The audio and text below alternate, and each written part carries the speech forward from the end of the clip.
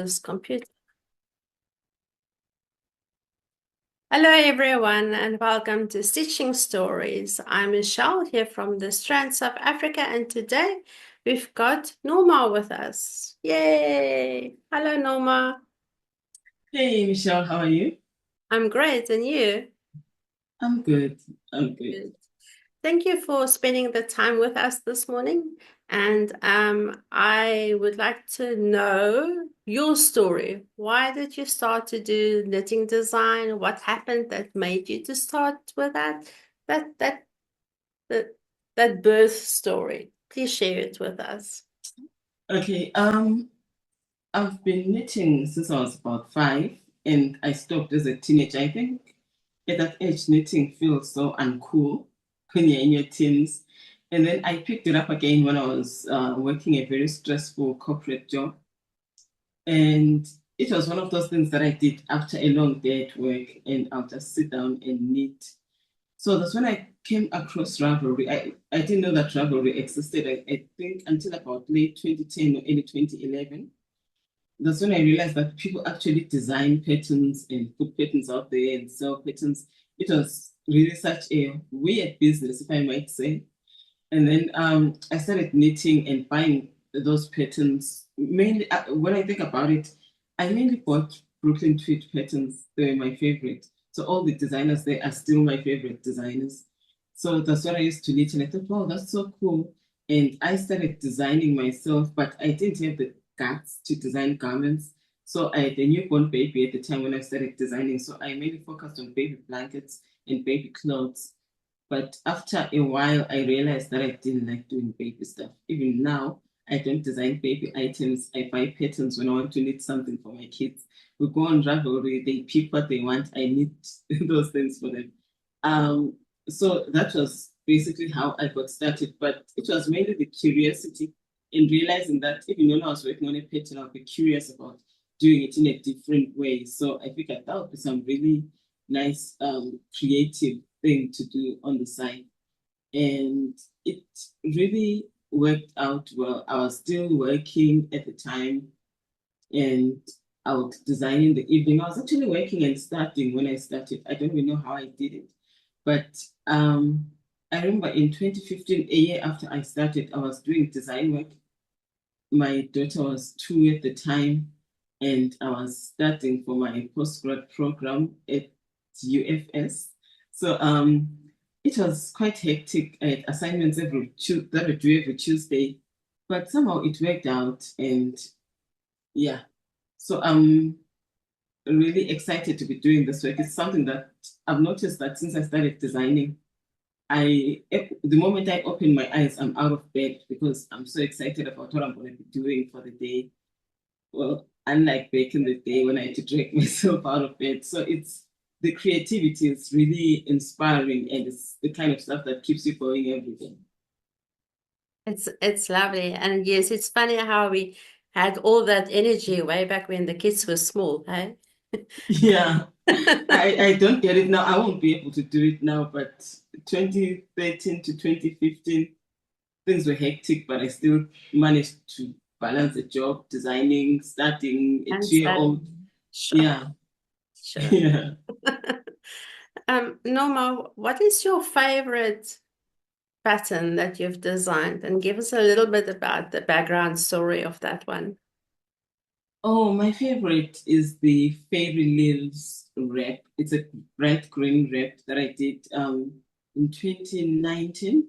Mhm. So when I designed that wrap, somehow I don't know why I do this to myself.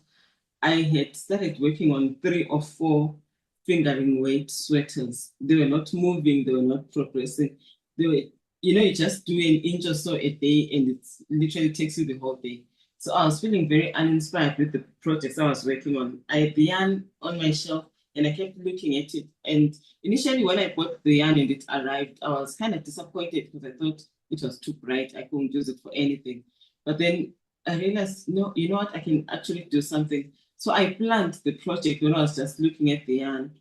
I remember at the time, I still had one child. Now I've got 2 girls. My daughter was doing her grade R, and I was about to pick her up at school. So I kept thinking of what I'm going to do with the with the yarn and with the idea that I had. That afternoon, I came back home after picking it up. I cast that one on. I dished my sweaters, and I worked on it and came up with it as I went through the process. And it literally took 4 days to knit a huge wrap that's about 70 inches long. So it was that enjoyable. It starts from the center. So you start with a provisional cast on and work one side, one end, one half, and then you unzip the cast on, do the other half. So I literally did it in 4 days. And it's my second most popular pattern in my collection, and I've really loved it. I love wearing it, and it gives an outfit that pop because of the bright green. So whenever I'm wearing something dark or even some neutrals, it blends with so many colors. Even though I thought initially that the yarn was going to be a waste, so it's been my all-time favorite. I've never knit it again, though. Even though I'd like to do it in a neutral, but um, I enjoyed working on that project, and I think it shows when you really enjoy working on a project, because people that have worked on it have also had a similar experience, that it's just an enjoyable and a fun one to knit. Do you still have that garment? Yeah, it's a wrap. I've got it somewhere. I'm not sure where it Don't, is don't, right don't now get because up it's been now. more. Yeah. You can send me a So photo later on and I'll put it in some yeah, in the yeah, video. definitely. Yeah. Yeah. And you know what? What was so interesting is that my photographer also loved the wrap. And you can even see with the photos, when I send them to you, you'll see. They came out so much. They were like amazing, really. Because I've noticed that whenever I'm working on a design and I go for a photo shoot, the stuff that he points out and says, wow, this is nice, always performs very well. So I've noticed that when non-knitters like something, it always performs well, because that shows that there's some uniqueness to it. It's not just a regular top or a regular Mm. scarf or anything.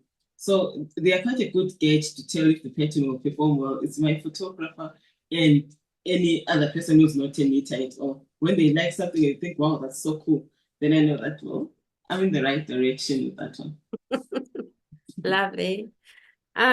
So I heard on your previous video that you're saying you design in order for the Northern Hemisphere to knit with us. So what is in store for your spring and summer collections this year? Oh, there is a lot. I'm working on a lot of projects. I think I've got more than 15 that I intend to do. I don't know if I'll be able to make it, because by mid-June, I have to stop and start working on the fall and the winter items. So, but I've got a lot of items that I'm planning to work on this spring. There's already one or two that are almost done, and I'm casting on quite a lot. But one thing that I've noticed is I love knitting for the summer and the spring, because honestly, here in South Africa, we've got more warm days than cold days. So that's why my focus is mainly on these projects. So I've only finished one, which I started much earlier in the year. Let me just show you. It's top. I'll also send you photos for this one. It's a it's actually a button down shirt. When I was doing it, I was thinking about button down shirts, and I was using my existing shirts for it, because I've seen them online in these luxury shops where they have this cashmere button down shirts, but that are actually made of wool, and it was so cool instead of the regular cotton fabric. So I did even the sleeves the same way you do, as you can see here. Oh, lovely. Yeah. So they're done exactly. They've got this double knitted cuff, and even the back of the shirt has got. I initially wanted to do the box split, but it was going to look too bulky, so I did an inverted pleat. And this line here, you've noticed that in the regular shirts you have this Yeah, line down here. Yeah. yeah. So and there's a patch pocket as well. So it's like your typical button down shirt. It's the first of my spring items that's going to be coming out. And then I have another one that's almost done. This is a cardigan, and it's knit with this one is knit with African expressions yarn. So it's like this. Okay, I can't show too much, unfortunately, it's Yeah. too big. and I like the thick cuff at the bottom. So with my spring collection, what I normally do is I go for light colors. I don't know in your area if you've noticed, but here in Joburg, when it's spring and we're getting off the winter coats and the boots, people don't want to be seen in winterish looking stuff, even if it's still cold, because spring can be even colder than winter sometimes. So instead, I go for the lighter colors that do not look very wintry. And I'm also doing my very first cotton pullover for the summer because, since here in our climate, our summer is wet and our summer is hot and wet. So when it's raining, it does get a bit chilly. So I'm doing 100% cotton pullover, and it's also striped. It's So I'm like, using some light colors and some dark mm, ones to just give it that age and give it that mm, modern look. mm. So if you'll notice, I did a light a beige here and a light gray, and then I did a charcoal and a golden color just to mix them up and to give it some fun stripes, so that even if you're wearing it in the summer, it doesn't look like, hey, you're wearing a pullover in the summer. Mm, It mm. still has that very light look. So that's what I'm focusing on the spring. And I'm also doing a vest for the spring. So this is, Oh, this is, I just started doing it. That's Nurturing Fibers. The yarn is gorgeous. I'm using it for the first time. This particular color, the color name is Emily. mhm. Bring it closer. It's Emily, and it's Nurturing Fibers Eco Cotton. I think that's my favorite summer yarn ever. That's the same yarn of this top that I'm wearing. So it starts at the back here, and I haven't gone very far because I started it on Friday, and I was doing other things. But it's a vest that's meant to be worn, with your t-shirt on top underneath, or a crisp white shirt. But when you Mm, look at the colors, it's very springy mm, and light. So that's what I'll be going for, and even some charcoal to go with the linen pants or the linen skirts. That's okay. There's one here. I've just taken it off the needles because I want to start on it again. It's not coming out the way I want it, but it's a lace top with 3/4 sleeves that I'll be doing. So basically, I am focusing on the materials and on the colors as well to give them that springy look. Of course, when someone is knitting, they'll go for their favorite colors, but I just wanted it to make sense as a collection and particularly as a designer, so that when someone is knitting, they have some starting point to understand that, am I going to knit this as a winter top? Because this is a DK weight top. So if you want to knit it for the winter, you can just use normal wool mm. and have your stripes in more, in more autumnal Winter colors color, or winter autumn colors, say color. colors like this. Yeah. Yeah. And I'm doing another vest in this Brooklyn tweed yarn. It's called Warbler. It's gold. It's a dark gold shade. So those are all the colors that I'm doing. And the one I'm super excited about, I think, is a dress. I'll be working on it. I'm working on a dress. It's a summer dress. So unfortunately, my knitting is smaller than the dress itself, but it's going to be A-line. As you can see, the increases start right here when I join on the underarm, and it just goes on with the increases until you get to the pocket. There's going to be an inseam pocket on the dress, and I had already done the pocket here. I had knitted it. So it's going to be an inseam pocket on the sides. But then it turns out that this yarn is very stiff because it's a silk yarn. This is the yarn, it's called Soho Kettle silk. So silk can be quite dry and not so pliable like wool. So Like when I tried linen. sewing it on, yeah, yeah. So when I tried sewing it on, I realized that the seam that you form when you're putting it in the pocket here, the seam gets quite thick and very heavy. So I've decided not to use this one. So I'm going to do it with a single strand because I'm knitting the dress and I was knitting the dress and the pockets with the yarn held double. But now I'm just going to do the pocket with just a single strand of yarn without holding it double. But it's a good thing that I've done this pocket because I'll still include the instructions for this version. So Mm. that if someone is using some soft yarn, if someone is knitting their dress in wool, because I've noticed that there are people who live in very cold climates. So even if you design something in cotton or silk or linen, somebody else is going to knit it in wool because it makes sense to them since they've got very Mm. short summer months. Mm. So if someone is knitting this with wool, I think it will still be fine to do a Mm. decay weight pocket. But Mm. if you're going to be using plant fibers, the best thing is to do a single strand one, which is what I'm going to do. So I don't know if it will be easy to show, but when I've got the pocket in, it's going to be something like this, and then you sew the edges from the inside. So it's going to be in there, and when you put your hand in, the stockinette section is the one that you're going to see. Like your typical pockets in the pants and Yeah. Yeah. stuff. So yeah, that's the other item that I've been working on right now. So I'm going to be casting on a lot of summer tops, and I'm also going to do another dress in this cotton yarn as well. This color is called Earth, and I don't know if you can see, but uh, it's an off-white with beige And and some blue. darker brown, and there are some gray, some lighter gray that it's almost bluish.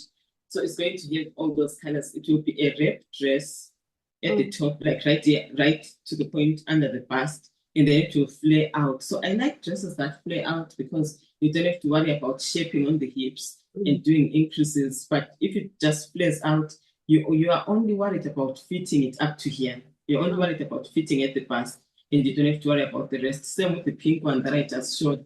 It just has to fit here. Actually, the most important measurement on this one is the cross back or cross front. Mm. So if it fits here on your arms, once it gets here, it starts flaring out. So the dress is going to be wide anyway, regardless of whether you've got smaller hips or larger hips. It's just going to flare out. And the I'll do short rows at the back so that it's slightly longer at the back since it's flared and slightly shorter at the front. Mm. And the other thing that I can say is that most people are scared of knitting dresses because they take too long. So what I did with this one, both the front and the back are very low cut. So there isn't much knitting up to, the point where you join. You literally can do both parts in one day. Mm. And even this top part before you do the pockets is not that much knitting. It's almost like you're still knitting a regular summer top.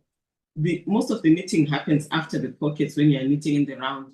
But it's it's not that bad. I think it's about 15 inches, then you're done.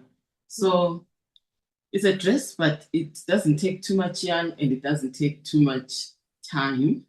Mm. And And that's it's what nice I'm TV super. to keep. It's just in the round. Yeah, and because you're doing increases every couple of rounds, so there's something to look forward to. Mm. So Yeah. your brain kind of knows that, okay, after this many rows, I'm going to be doing the increases. So it really works out just fine because of that. I noticed it really isn't as time consuming as some items that I've done that are just tops or sweaters. Yeah. I think that's the good thing about sleeveless knits. Yeah. They really move very fast. Yeah. Yeah, and it's nice because then the people who doesn't have many warm days can also wear like a t-shirt or a shirt or another sweater underneath it to warm up. Mhm. Yeah. Yeah, and you can even put on a jacket on top. Because when I was looking at Wow. this Yeah. dress, I was thinking, it would even look good with a denim jacket. Even in our climate, on cooler days, you can Mm. wear it with a denim jacket or a leather jacket. Mm. So either way, it just works with, or even a trench coat. I'm actually thinking of styling with a trench coat when I'm doing the shoot to also, because, even when we're wearing our clothes in the winter, we don't only wear wool dresses or wool skirts or whatever. We still wear our cotton pieces and just layer with other things. So even if this is 100% silk dress, you can still layer it. Even if you're wearing a trench coat, for instance, when you're looking at it, you can put a thermal top underneath Mm. and put on your trench if it's not those super cold days and it's light cold. But I think in your area that might be a bit trickier than in warmer areas like Durban and the Northern Cape. I think they can pull it off, and even the Boko areas, it's much warmer. I think most of their winter is just a trench coat or a light jacket instead of the heavy duty stuff. But I think even with a proper coat, if you layered just right, you can still wear it. But for people in cooler climates, it's always good to also do it in wool Mm, or some other or a wool blend even, because mm, there's some great wool blend yarns that are actually very warm and mm, mm. comfortable. Um, unprepared question. Do you like to work with mohair? What's your thoughts about mohair for our country, Uh, you for know, our temperature? I like mohair, and there is a place for mohair. I've got two pullovers that I've designed with mohair. I'll also send you the photos for those. And I remember when I was swatching, I did a swatch with some, regular merino wool, and then I did another one with mohair. So when you're knitting with mohair, it's not doing it just for the sake of it. But when you want those light, fluffy knits, because when I was designing with mohair, for my first pullover, it's called the Noma Ndlovu pullover. It's pink in color. And I wanted it was lace and it has got a mock turtleneck collar. Mm, I wanted to have that lightness because I was designing it for the transitional weather, either early fall or in the spring. And that's why I did it in pink. But you won't get that type of fabric with regular merino wool in a decay weight. And I also did another one. It's called Ndlovu. It's a striped pullover, and I wanted it to have that see-through look, even if it's striped. I had just done another striped one, which was knit with African Expressions Joy, which was your steady, solid color striped in white, in off-white and gray. So I wanted one that was kind of more sheer in its look, and I could get that with more hem. So there is a place for it, even when you're knitting cables, if you want to give them a softer look instead of your cables being very crisp and well defined. And in particular, if it's an all over cable piece and you want it to be more toned down, that's what you need the mohair to do that. I know some people are allergic to it. Fortunately, I'm not, but it kind of makes me sneeze if I have it around when I'm particularly when I'm recording. I've noticed that when I've got more hair, I kind of have my nose getting itchy, but that's the worst of it. Um, I like the look, and I like the fact that what you get out, if you hold two strands of mohair, you can knit something at a decay weight gauge, but it will be much lighter than knitting with a single strand of decay weight yarn. Or even if you've got decay weight and you add mohair and you end up with more of a worsted weight yarn, it won't be as heavy as just using a strand of worsted weight. So it gives it that lightness, but you still get the gauge that is higher than um, the one that you get from working on a single fingering. strand yarn. And at the same time, if you can blend two different shades to create a unique color with mohair and another yarn, let's say you have this pink yarn and you just add maybe a darker shade of pink with mohair, you'll create a shade of pink that you won't have found anywhere just by buying a single strand that was dyed in any particular color. So there are a lot of uses for mohair, and I think we shouldn't dismiss it. But at the same time, the struggle that I've noticed that people have is that the project gets too expensive when you're working with mohair. And truth be told, as designers, sometimes we have this yarn being sponsored and you don't feel the pinch in your pocket when you're designing. So it's all about, I think, being aware of that and not overdoing it.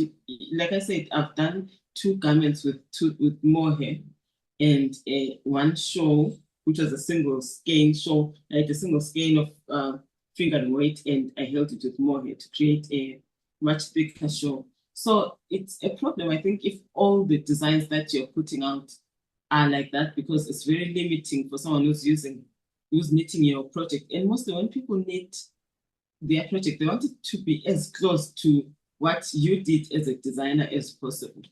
So when you're going to be using some expensive yarn that's not easily accessible, it's okay to have that one or two or maybe five projects in your portfolio. But if everything becomes a hold more here with this or hold more here with that, then it can be quite a challenge. I think so. I use it here and there when I really am looking for a particular fabric, because as knitters, we're not just creating shapes and garments, we're also creating the fabric as we go. So it makes a huge difference when you're coming up with an idea. Do you want something drapey?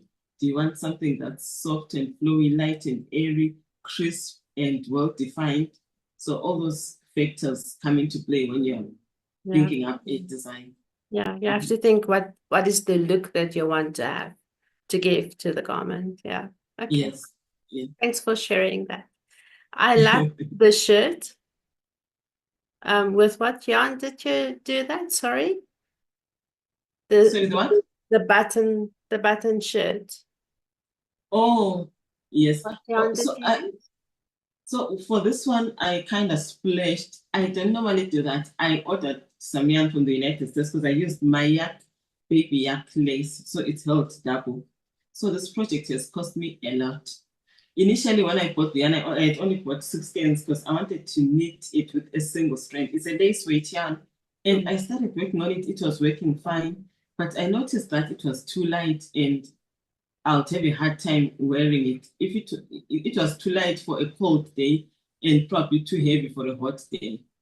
So that meant I had to wear it on those few perfect weather days, and it wasn't going to work. So now I decided to knit it with yarn held double, and that meant I had to reorder some yarn. So I don't know if some people have ordered yarn abroad, people that are watching from South Africa, but I bought the yarn from a shop. I don't know, I think it's called Fabulous Yarn. That's the shop that had the color that I wanted. And it was the same dye note when I ordered it the first time, which was great. But what you'll notice is that it's $27 per skein. So that's already quite pricey. And then when you are shipping, because our post office is not so functional, you have to use DHL or FedEx, which costs more than $100 to ship. And then when you get here, you have to pay Customs. the customs duty, which can sometimes be up to about 70% or even more if you're unfortunate. And then there's also the state VAT. They always hold the packages for some inspection somewhere, and then you have to pay some state VAT. So it just keeps piling up. So initially the 6 skeins were fine, but when I was working on the project, I realized that I won't have enough yarn.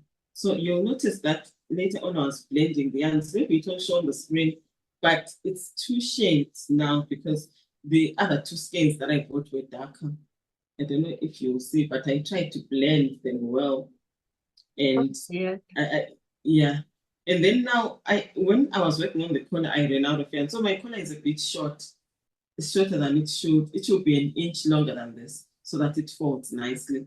But now the thought of ordering again, the skein is about $27 to $29, and then paying about $50 to ship a $27 skein is.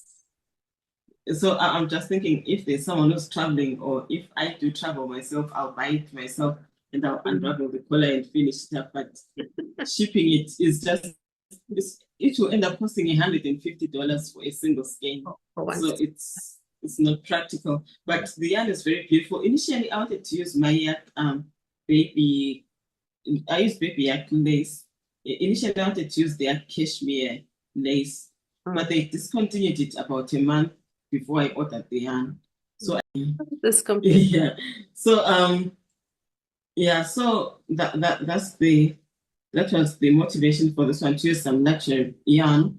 And I think every once in a while, because from when I'm designing my knits, I mainly use locally produced yarn, whether it's hand dyed or it's the commercial yarns like African Expressions.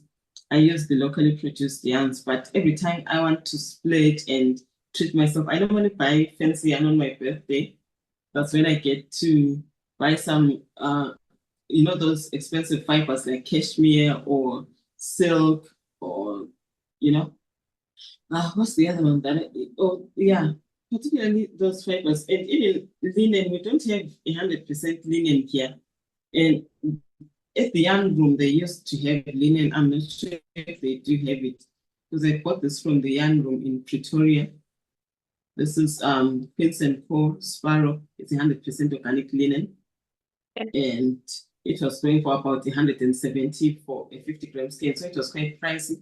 But I love the top that I made with it, and even up to today, it's still crisp and new and fresh. So there are times when I splurge, and there are times when I just buy the yarn locally, and it's quite affordable, and Mm. I can work with. I can do quite a number of designs in that because even when you want to design with the fancier yarn, you still want to balance it out because most of us started with acrylic yarn, and you want to be as accommodating as possible. Yeah. Yeah, I only learned about natural yarns during the lockdown when I had time to actually go onto YouTube and watch things. And then I discovered the knitting channels. And then oh, okay. So we actually have natural yarns. What am I knitting with? And then for the first time I read, oh, it's acrylic. What is acrylic? Uh, Hmm. yeah. So Yeah, a lot of people I still think don't acrylic know the gets a. difference. Mm, I think acrylic gets a bad rep out of all this, but I've always enjoyed working with L Pure Gold. I Mm, think their acrylic is great mm, and it's super soft. I used to do my kids' blankets and even throws in the house with their Pure Gold, the chunky one. And even if you throw them in the washing machine and they still hold and they still look good even after a long time. So yeah, there are people who want to use them, but when you put young kids who mm, kind of spill things on them and mess them up, I've liked having those throws around for them to play on when they're uh, playing with their toys or whatever, or to use in the house because kids are not going to keep your wool throw in perfect condition. It's something that you can maybe need to put on your bed in your room where your kids don't have that much access to. But if it's something that's going to be in the living spaces, I think you can still pull it off with some acrylic. I personally do not have that much issues with them if you're going to put it to good use and really have it for that long. Because I've had some of those throws since maybe 2014, and my kids still use them. So if they are going to be there for a long time and you're not really messing around with the environment, then you're not really messing around with the environmental factors that much. Because a wool one would probably not hold for that long mm, if it's going to be something that's going to be used daily, it will still, get mm, mm. so many pills and it will look bad and you'll have to throw it out before it's Yeah. that old. So Yeah. I still think acrylic has its place. Yeah, I also believe acrylic has its place because you don't want to spend all the time and money and knit a blanket in natural yarn, and then someone comes and put a hot water bottle on top of it and it felts. You know? Yeah, yeah, that's true. One thing I've noticed is I don't want to knit something and then have to put it in a glass box to protect it Either. from the real world. Yeah. I need to need something where use it, put it out there, and not worry about it getting Mm, damaged because we spend so many hours on this project. So mm, if it's something that's going to get a lot of use, then you just put it out there. I did a throw in nurturing fibers yarn, and what I like about this yarn is that you can wash it in the washing machine. I've had this for over 4 years and I wear it a lot. I wear my knits a lot. And I don't, I think I've only hand washed it the first few times when it was new, but now I no longer hand wash it. You get makeup stains around the neck here and everything, but it still washes just fine and it doesn't have any peels. It's still in a good condition. If you can get your the yarn in a good condition, regardless of, I think, not having the best content. For instance, when you're looking at yarns like African Expression Joy, it's got a percentage of acrylic, even though there's a percentage of wool and some more here. There is a certain percentage, I think about 45% that's acrylic. But one thing I love about that yarn is the stitch definition. It's got some amazing stitch definition and it doesn't peel and your knits look good after a very long time. mm. So I'll have go for that. You have knits that look so better. So that's my take on some of these yarns. Even though it's not exactly 100% natural fibers, if it can hold for a long time and look good for a long time, I'll knit with it and I'll wait a lot because I wear my knits. When it gets to winter, I'm always layering my jackets. You'll find me wearing a lighter jacket and a sweater underneath because I want to wear my sweaters every single day. Mm. So I've noticed that yarns that do not peel and sometimes have more hair or acrylic, they work so well for those daily sweaters that you want to put on every day. Mm. Mm. I'm looking forward to the one that you showed that's on your list for design. It was a dark blue or gray one with lace patterns on it. I think you put it down on your right Oh hand yeah, side. this one. Yes, that one. Oh, Oh yeah, it's a three-quarter sleeve, mm, summer top or spring. But when I was thinking of this design, I was thinking of linen pants. I love linen pants. So I was thinking of something that's slightly loose fitting that you can put on with linen pants or even jeans or some regular pants or a skirt, whatever you prefer to wear. But in my mind, I had linen pants when I was thinking of this design. So it's three-quarter sleeves, and then it's also at the cuff of the sleeve. I'm thinking of doing an inverted pleat like this one, just to give it that very chic, oh, look. I can't wait. And sorry. I can't wait until Yeah, it's and then available. I'm also doing this. I don't know if you've noticed with a lot of the projects I was showing you, I love doing this crochet edging here. Let me bring it closer. Where I do the pickup of the neckband or the sleeves or anything really. I love doing this surface crochet. I Mm, don't crochet much. I don't even know much about crochet, but I've noticed that where you that point where you pick up stitches, you can have some holes or it doesn't look uniform. But when you go over with some crochet, let me show you at the back here. It just mm, gives it this very neat and tidy look. line. I did it with the dress as well on the neckline. So most of my designs have got this crochet thing at the top. I Mm, put it on every single design that I do. And I've noticed that it gives it that polished look. I think sometimes when you're making your own clothes or you're designing your own stuff, it's easy to just make them look so homemade. But the problem with that, you start picking and choosing places where you can wear your stuff at. You're like, nah, I can't wait at this place. I'll wait when I'm walking the dogs. I'll wait when I'm chilling at home. But you can't wait when you're going out somewhere or you're going for a date or you're hanging out with friends. So the most important thing for me, particularly in the past 3 years, has been focusing on finishes so that when I knit something, it has to look so good, such that I can wear it anyway, not just in those informal places where appearances don't matter. So the other projects that I've been working on, because I'm doing a 5 pattern collection for my hats, are these hats. They are mainly ribbed. So if you can check this out, I'm knitting this hat on 2.75 millimeters because I wanted to give this particular one that store-bought look. mm, I wanted to have that look. So the other half is going to have this color.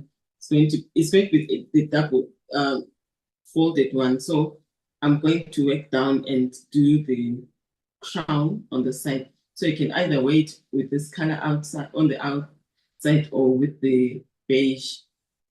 And then the other hats that I did are also, I've done this one here.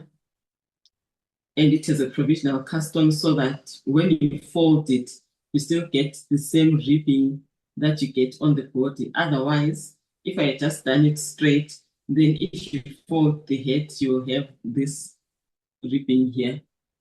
mm. And then the top will be like this. But because the brim is double folded, as you can see, it's a double fabric. When you fold it over, it looks like this. So your head looks uniform Just and lift it a little bit higher.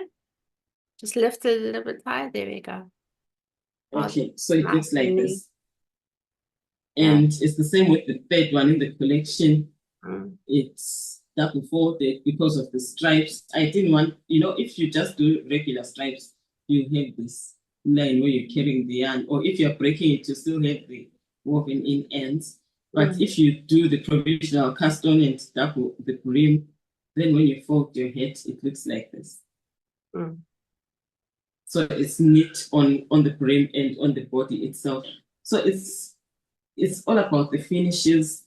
That's what I've been focusing on when I'm planning a design. I now take the time to think about the finishes. How is it gonna look when it's worn? When you fold the sleeves, when you do this, so that you can wear something anyway. I want to wear my knits anyway. If I'm going somewhere to a function, I want to wear it. If I'm going to church, I want to wear my knits. If I'm going to the mall, I want to wear it. I don't want to feel like I'm wearing some homemade clothes. I want them to feel as good as something that I would buy in my favorite shops. So mm, that's the motivation behind the mm, designs.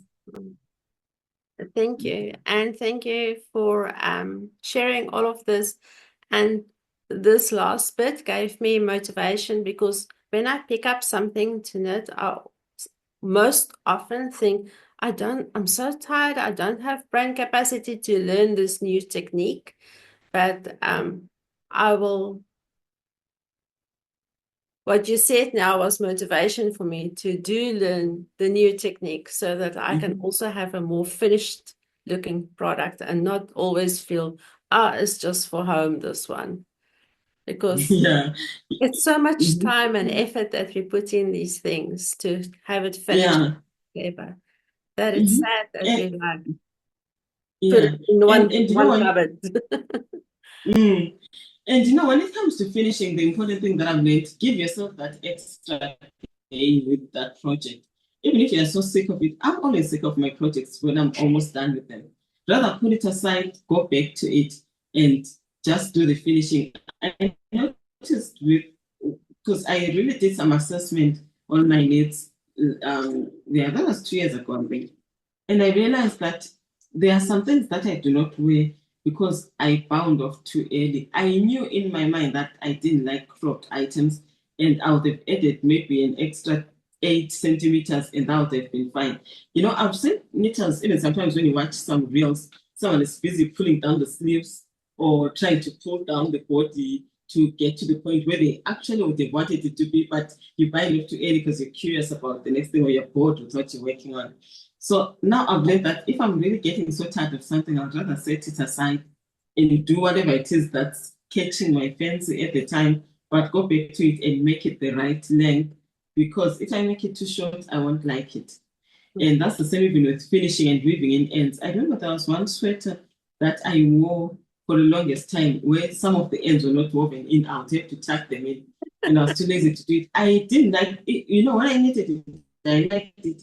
But over time, I disliked that sweater because it wasn't finished properly. So now I try to make sure that I do all the finishing, lock something, make it look really good. And when I do that, I notice that I wear something for the longest time until it's falling apart. I wear my knits until they're torn and Mm, I can't wear them anymore. So those things really matter. And I did a whole video talking about that on YouTube about how to knit, wear, and love the projects that you work on over time because we're so quick to just rush through something. And it's okay to knit seamed pieces. It's okay to knit stuff that's worked from the bottom up. Not everything has to be knit from the top down. Sometimes you have to knit a project sideways to get a certain look that you want. Sometimes you have to work on it from the bottom up because I'm thinking of changing this one to a bottom up construction because I'm not liking the way the lace, when you're doing lace and cables, when you work them actually from the bottom up, we get better finishes on the edges than when we do top down because you're for still sure. creating the pattern and coming up with it. But when you do that, when you work on them from the bottom up, I've noticed that the finishing looks much neater. And when you do the 3 needle bind off, it's even sturdier than when you just pick the stitches. So sometimes it's necessary to do that. So there's some yarn that's coming through tomorrow from Hell Soho, and I'm getting some linen. I'll be knitting a linen top. And for me, whenever I work with linen, I'm doing seamed pieces There's no compromise on that. I'm going to be doing seamed pieces. So it's going to be the back and the front seamed up to the shoulders. But I think the sleeves are going to be knit in the round. That's the only part I'll work in the round.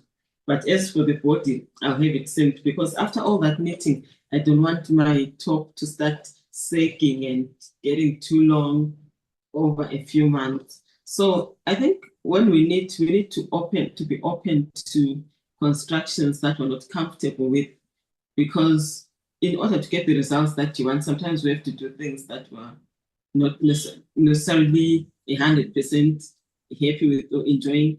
But when you see that final piece is going to be worth it, really, whether it's intarsia or sticking, just get on with it and do it. You won't regret it really when you have your beautiful finished piece. Lovely. Oh, Mhm. this was a nice chat. Thank you very much, Norma. So, if you have any questions, please comment in the video below, and then we will answer. I will send the questions to Norma that she can also answer your questions that you've got. Um, Thank you very much, Norma. Just just hold on a second. I'm just going to stop the recording. Thanks for watching, everyone. Bye. Bye.